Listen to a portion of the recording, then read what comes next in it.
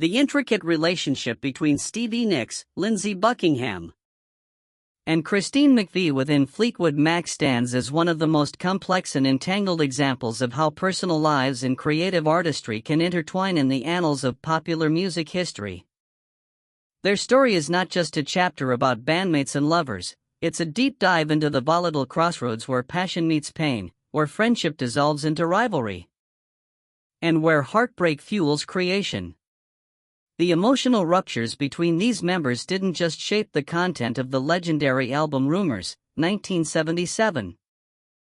They also embodied the transformation of private anguish into public art, illustrating how the fragile line between professional collaboration and personal conflict can both hinder and ignite artistic brilliance.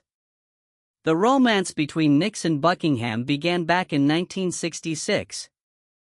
Years before their names graced Fleetwood Mac's roster. Their bond was forged on shared creativity but was riddled with contradictions. Stevie was the emotional, intuitive force, a dreamer who felt every note in her soul. Lindsey, by contrast, was precise, controlled, a perfectionist whose obsessive attention to detail often clashed with Stevie's impulsiveness. Their relationship was a dance of extremes, moments of euphoric inspiration shadowed by storms of conflict. By 1976, as the band readied to record Rumors, the relationship collapsed in a spectacularly public fashion. The tension wasn't just a private wound, it became a crucible in which the entire band's dynamics were altered. Adding further complexity was Lindsey's brief affair with Christine McVie, herself freshly divorced from Fleetwood Mac's bassist, John McVie. This twist turned their already complicated personal ties into a tangled, emotional triangle.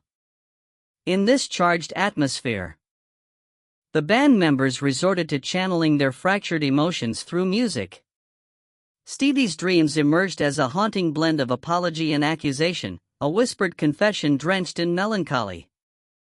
Lindsey fired back with Go Your Own Way, a cutting, bitter anthem of separation and resentment. Christine's Don't Stop, meanwhile, radiated cautious optimism, a plea to look beyond the pain and keep moving forward. The recording sessions became an emotional minefield. The band members, wounded and wary, often recorded separately to avoid direct confrontation. The studio, normally a place of shared creation, transformed into a battlefield of silent stares and clipped interactions. Yet it was precisely this atmosphere, thick with tension and raw honesty, that forged Rumors into a masterpiece. The album's power lies in its brutal honesty. It doesn't mask pain but wears it proudly, transforming fractured relationships into songs that speak to universal experiences of love, loss, and resilience. Yet, the cost of this creative crucible was steep and enduring. The emotional scars lingered far beyond the album's release, coloring decades of subsequent reunions and performances. Despite their musical triumph, the band members remained haunted by the ghosts of past relationships, the wounds that never fully healed. The story of Nicks, Buckingham, and McVie stands as a compelling case study on how artists navigate the treacherous waters between personal vulnerability and professional ambition. It raises difficult questions about the price of greatness and the sacrifices often demanded by true artistic expression. At its core, this is a story about survival, three flawed, brilliant individuals whose personal lives collided and collided again, each leaving marks on the other's soul and the music they created. It is a noir tale woven with shadows of love and betrayal, illuminated by moments of fleeting hope and enduring pain. Rumors remains more than just an album, it is a chronicle of human complexity, told through the language of broken hearts and indomitable spirit. And while the music soars beyond the personal, the lives behind it remind us that even in triumph, the scars of the past never fade.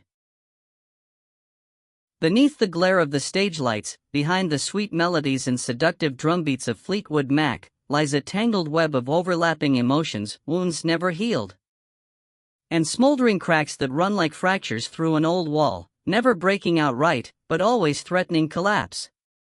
Stevie Nicks, Lindsey Buckingham, and Christine McVie were not just three links in a legendary band, they were the 3 points of a love triangle where art was born from shattered trust, passion, and betrayal.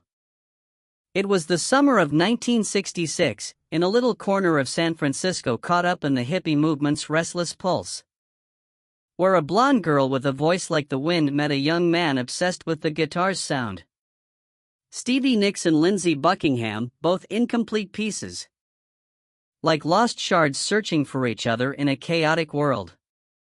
Their love didn't come like a storm, but rather like mist and smoke, alluring, elusive, and distinctly artistic. But what no one foresaw was that smoke could sting the eyes, confuse the path, and vanish with the rising sun. For nearly a decade, Nicks and Buckingham built a relationship steeped in creativity, recording and performing together as the duo Buckingham-Nicks, a commercial failure but a catalyst that would eventually bring them both into Fleetwood Mac in 1975. The band at the time was desperate to escape internal chaos. Guitarist Bob Welch had just left, and Mick Fleetwood, the helmsman of the ship, was scrambling for a new direction. When he heard Buckingham's demo, he didn't just hear refined guitar skills, he sensed a new voice for the group. Buckingham's only condition? Stevie Nicks had to come along. From that moment on, everything changed. But not in the way anyone expected. Fleetwood Mac stepped into its most prosperous and most turbulent period in history. Behind the spotlight's glow and a string of hit singles lay a maze of intertwined relationships, spun like a spider's web. Christine McVie, the gifted keyboardist and one of the band's chief songwriters, was then separated from her husband, bassist John McVie. Though their split was quiet, the bottled-up emotions couldn't stay hidden within the cramped space of the recording studio. It was in this environment, in 1976, that rumors began to take shape, not just as an album, but as a cryptic diary written in notes and stifled sobs. Nothing remained private when pain itself became the raw material for art. The breakup between Nicks and Buckingham crept into every layer of the harmonies. Cold glances, unspoken arguments in their eyes, and furious guitar solos replaced embraces and smiles. Ironically, music became the only language they still spoke, a dialogue steeped in venom, where every lyric was a veiled retaliation and every melody a sharp knife plunged into shared memories. Stevie Nicks wrote Dreams on a brief afternoon in Sausalito.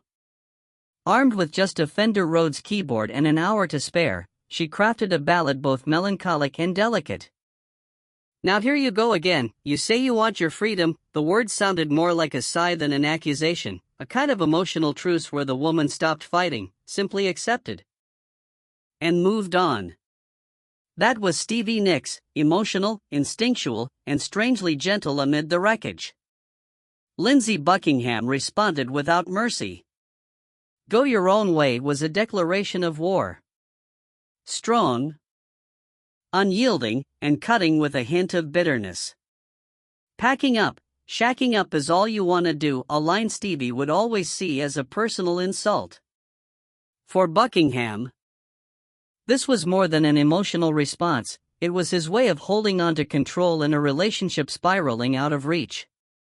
A perfectionist in every sonic detail, he expressed pain not as water dissolving, but as tightly structured, razor-sharp sound. Meanwhile, Christine McVie found herself trapped at the center of a psychological battlefield none of them, least of all her, wanted to enter. Newly divorced and emotionally vulnerable, she appeared as a temporary refuge for Buckingham, a new arm reaching out in the storm. Their brief affair, though fleeting, complicated everything further. McVie, usually mild and discreet, was thrust into the role of an emotional intermediary while nursing her own wounds. Don't Stop, the hit she wrote during this period, might sound like a cheerful encouragement, don't stop thinking about tomorrow, but beneath the surface lay the anguish of someone desperately holding herself back from the abyss. It wasn't a message to others, but a self-affirmation, a hypnotic mantra to survive in a work environment where every step echoed the heartbreak that lingered. The Sausalito studio quickly turned into a cold battlefield. The members communicated through thick glass, via sound engineers, or layered mixes. No one said it aloud, but everyone knew. One small mistake in the harmony could ignite a blazing conflict. Love was absent, only suspicion and defense remained. But it was precisely this cruelty that forged music destined to live forever. Rumors became the 8th best-selling album in music history, winning the Grammy for Album of the Year in 1978 and earning a place among the greatest albums ever made. But what was the cost of that greatness? Sleepless nights, suffocatingly silent recording sessions, avoiding gazes, and dreams dissolving into smoke. The scars didn't fade after Rumors. They were simply masked by layers of success, by temporary reunions, by tours motivated more by contracts than emotions. The shadow of the past never left, and every time they took the stage together, the audience didn't just hear music, they heard the history of brokenness, the unresolved past. In a world where art is often romanticized as salvation from pain, Fleetwood Mac stands as proof of a harsher truth. Art doesn't always save people, but people often use their unhealed wounds to create greatness. And sometimes, that is the tragedy. The emotional file of Nicks, Buckingham, and McVie is an open case. None of them ever found complete closure. Love, creativity, and pain, 3 elements tangled without order, leaving music as the only constant. But when the music fades, what remains is the echo of what was lost. There's an old saying in the world of artists: the stage is where people speak truth through lies, but backstage is where they lie with the language of true feelings. If that's the case, then Fleetwood Mac in the late 70s was a theater without curtains, a raw arena where emotional performances were pushed to the breaking point. Rumors wasn't just an album, it was a dossier of a war, simmering, layered, and riddled with contradictions. Behind the chart-topping hits were stolen glances, whispered conversations in shadowy wings, and hastily poured drinks to numb moments too painful to voice. From the outside, they were gods of their era, sold-out world tours, millions of records moving off shelves, praised by magazines as icons of artistic transcendence. But inside, the band was like a room filled with shattered mirrors, each fragment reflecting a corner of fractured lives. Christine McVie, with her gentle demeanor and discreet lifestyle, was the least targeted by the media's glare. Yet, during the gestation of Rumors, she played a pivotal role in the excruciating love triangle between Nicks and Buckingham. After her cold divorce from John McVie, a chapter rarely spoken of between them, Christine seemed to drift into a void, caught somewhere between freedom and alienation. In that void, Buckingham, burning with the fresh pain of parting from Nicks, sought refuge in her. A brief affair blossomed fleeting, but leaving ripples like stones tossed onto an already disturbed pond. For Nicks, this was far more than jealousy. It was a symbolic betrayal, the man she had loved fiercely now turning to the one bandmate she had trusted as her safe harbor. Christine had been the confidant through sleepless nights, the witness to loneliness behind the spotlight, the steady voice amid pressure to maintain her eternal witch persona. That fracture in trust forced Nicks into a shell, leaving only music as her outlet. Dreams was born from that solitude, during a night spent alone in a recording room draped in red velvet, where Nicks would always light incense and candles, recording in the half-light. The song didn't scream or accuse, it whispered with biting irony, "Now here you go again. You say you want your freedom." The opening line was a bitter smirk. Nicks didn't name names, but everyone knew who the target was. Buckingham was no silent observer. With a controlling nature, he refused to let the story be told from a single perspective. Go your own way was his declaration, and counterattack, raw, rough, with guitar cuts slicing like knives. The line "packing up, shacking up is all you want to do" enraged Nix so much she demanded its removal from the album, to no avail. For Buckingham, truth didn't need sugarcoating. If she could tell her story, so could he.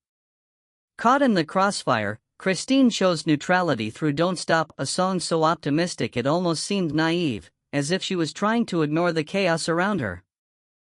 But those in the studio knew better. Don't Stop Thinking About Tomorrow wasn't just advice to others, it was a self-reassurance. Christine was rarely the angry type. But that didn't mean she wasn't hurting. In her personal journals, she wrote, "I feel like a child trying to keep 3 adults from fighting in a cramped kitchen." Tensions escalated from personal to procedural. Recording sessions took place in separate rooms, demos passed between engineers like letters between estranged lovers. When forced together, politeness was a mask, smiles given on cue, nods at the right moment, but eyes never locking for more than 3 seconds. Mick Fleetwood, the drummer and the only one not involved in the tangled romances, described the period as living inside a ticking time bomb. He was the silent witness, trying to keep the band afloat, while himself caught in the emotional storm. During this chaos, he embarked on a brief affair with Nix, another chapter in Fleetwood Mac's never-ending drama. This event, yet again, layered another knot of complexity onto the already tangled emotional map. Buckingham, despite no longer being Nix's lover, erupted in anger upon discovering it, as if his territory had been invaded. Ironically, he was the very one who had caused Nix pain by turning to Christine. It was as if they were trapped in a chess match of feelings. Each move calculated, every advance a response to the previous blow. No one in this story was purely a victim. No one was entirely innocent. They were at once perpetrators, victims, and accomplices in an emotional ecosystem out of control. Amidst this maelstrom, the paradox was that the music kept coming deeper, stronger, and more profound. Rumors became a monument not only to melody but to the stark truths behind each lyric. It wasn't just storytelling. It was physical evidence of a moment where art and agony were 2 sides of the same coin. People didn't listen to rumors merely to enjoy it. They felt the vibration between 2 opposing lines, love and hate, forgiveness and revenge. When the album dropped in 1977, the public embraced it like a legend. They didn't know the full story, but they sensed the raw authenticity in every track. The irony? The more shattered they were inside, the more magnificent Fleetwood Mac appeared to the outside world.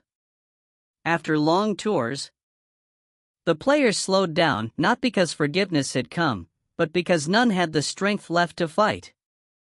Nix once penned in a letter to herself, "If I keep singing about the things that hurt me, one day I'll forget what happiness feels like." But even when the noise settled, the scars remained. Each reunion, 1987, 1997, 2014, came burdened with emotional baggage never fully unpacked. They could shake hands on stage, smile for the crowd, but inside, each was still living with ghosts of a time that refused to die. Fleetwood Mac never broke up, but they never truly healed. And perhaps that was what made them immortal. They didn't stand for harmony, but endurance. Not because they had overcome it all, but because they still stood there fractured, conflicted, as proof that sometimes art doesn't need peace to survive. It only needs a truth fierce enough to burn. Los Angeles, late 1977. Rumors had already sold millions of copies. The band was riding high, a kite catching the strongest wind. Money, fame, sold-out tours, and hotel nights stretched long with half-empty glasses of champagne. But backstage? It was no longer a celebration, it was a battlefield. Every smile was forged from steel. And every glance was a reminder that we all know what's going on and we're just playing along. Stevie Nicks, now the band's soul, a golden-haired sorceress cloaked in sheer chiffon, often arrived at the studio hours late, eyes distant, lyrics hastily scribbled on cocktail napkins. But her gaze frequently met Lindsay, the man she once loved, for whom she had written dozens of songs, now silently turning away, tuning his guitar with cold precision. Christine McVie had become the band's uneasy mediator. She sang with a sweetness that hid a brewing storm inside. After her breakup with John, Christine sought Lindsay as a brief refuge, a dangerous, fleeting affair. Not just a romance, but an intrusion into a sacred emotional territory Stevie fiercely guarded. The real problem wasn't about who slept with whom. It was that all this played out inside Fleetwood Mac, where every member was not just a colleague but also a keeper of one another's memories, wounds, and secrets. The band was a tangled web of unspoken treaties and forbidden zones everyone tacitly agreed to avoid, but someone always crossed the line. The new frontline, the Tusk album. After Rumors, the band moved into preparation for their next album, Tusk. It was not just a musical challenge but a final test of their fragile unity. Lindsay, desperate to prove his creative genius, took control of everything, from microphone placement to track order. He acted like a cold, exacting film director obsessed with every detail. Stevie couldn't tolerate it. She wanted room to fly, to sing like summoning spirits from the past, free like the Arizona wind. Each time Lindsay frowned and altered her lyrics, it felt like reopening an old wound. "You're trying to remake me into your image," she once said during a mixing session, just the two of them, a piano, a glass of wine, and two tangled pasts. Christine remained silent. She observed from behind her keyboard as if writing a diary in melody. She knew she was caught between two forces, one, her closest friend, the other, her former lover. And she knew that anything she said could ignite flames. One morning during soundcheck, Christine arrived early and found Stevie sitting alone. On the table lay a fresh set of lyrics, marked with corrections and crossed-out words. Stevie didn't look up. "Christine, you know Lindsay hasn't let go of me, right?" Christine hesitated, then whispered, "I know you haven't let go of him either." The silence stretched on, a note that refused to end. Rumors, anonymous letters, and the nightmare of success. During Tusk's recording sessions, the press began to publish stories implying that Fleetwood Mac was falling apart. Some called them a hive about to collapse. Others printed relationship charts that looked like labyrinths. Rumors spread that Christine and Lindsay were secretly seeing each other. Others claimed Stevie was dating a powerful music manager just to make Lindsay jealous. The more famous they became, the less control they had over their own story.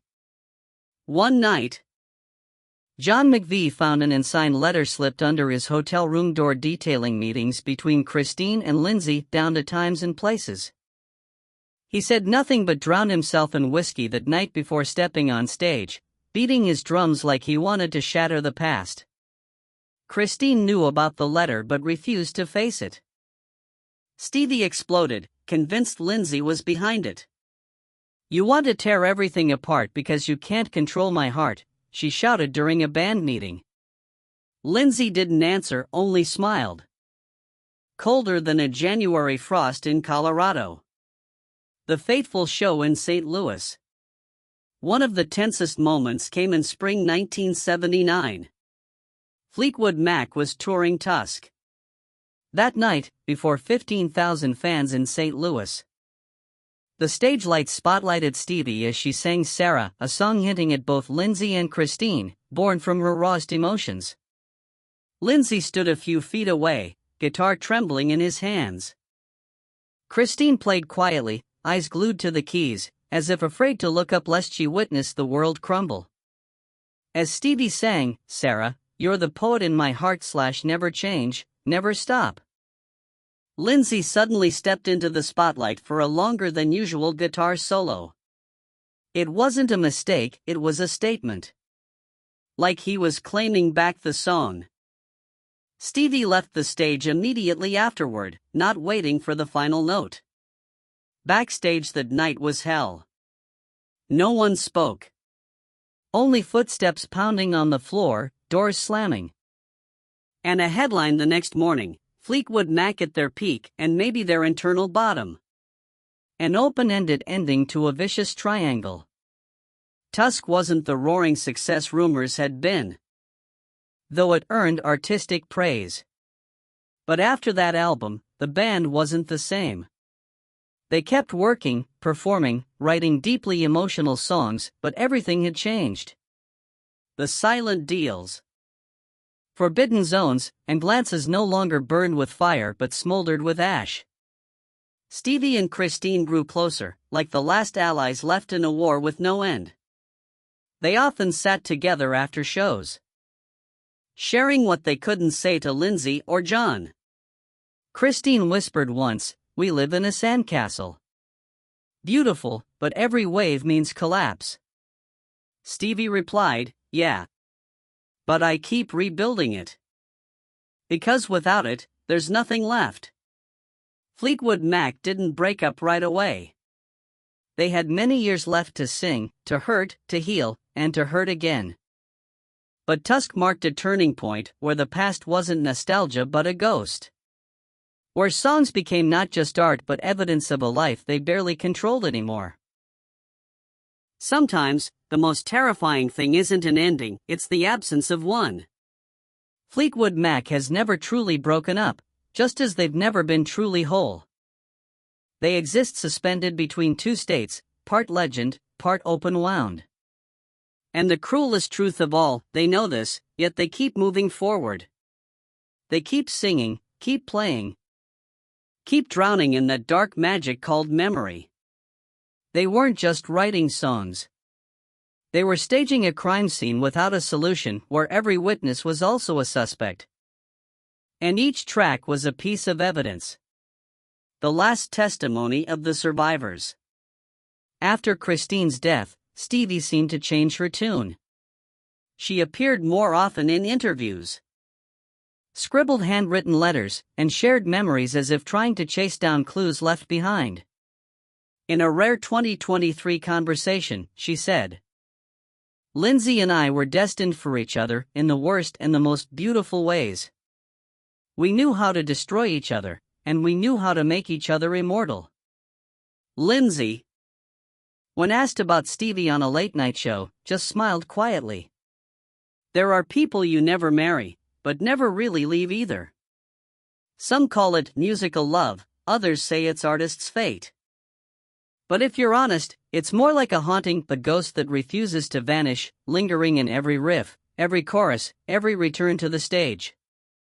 Songs that keep telling the same old story. Every song in Rumors, Tusk, Mirage, and Tango in the Night is more than art, they're diaries. Surveillance cameras recording the past. X-rays revealing emotional wounds. Dreams as Stevie watching Lindsay slip through her fingers.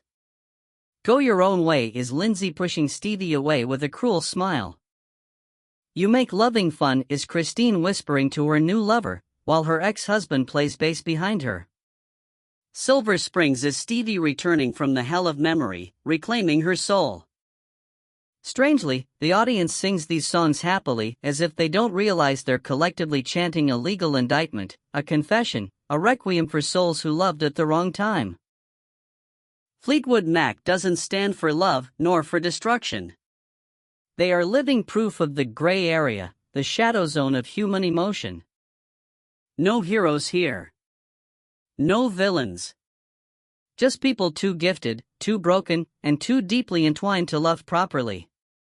Stevie loved Lindsay, but she envied his talent. Lindsay loved Stevie, but feared being consumed by her. Christine loved John, then someone else, then herself again. Mick stood in the middle, like a detective who would never solve his band's case. They weren't the Beatles, where friendship shattered under ambition. Nor the Rolling Stones, where every conflict was smoothed by stage bravado. Fleetwood Mac was a 50-year noir film, every scene real, every player aware they were trapped in a tragedy of their own making. The final word on an immortal triangle. We talk about Stevie as a feminist icon, Lindsay as a cold genius, Christine as a gentle heart amid the storm. But inside that triangle, no one was innocent. No one a victim. They were people who chose to love through music, and used music to try each other. If you had to picture them, Fleetwood Mac is like a shattered mirror. Each shard reflecting a memory. Each cut a song. And when you piece it together, you don't see a band, you see yourself, with all the loves gone wrong, the broken pieces. The wounds refusing to heal. The final note in the detective file. The case file on Fleetwood Mac runs thousands of pages thick. And though many chapters have closed, no one dares write the end. Because the songs still echo. The old players still breathe. And hearts that collided back in '75 are still unwilling to rest. In the art world, few bands have inspired such love and fear at the same time. Maybe that's why Fleetwood Mac will never truly disappear. They don't need a stage. They don't need a new album. Just a radio turned on and Stevie's whisper in your ear. I know I could have loved you, but you would not let me. That's all it takes. The case goes on. In every listener's heart. On rainy nights. In the dim light of a lonely bar where someone sits nursing memories, wondering quietly.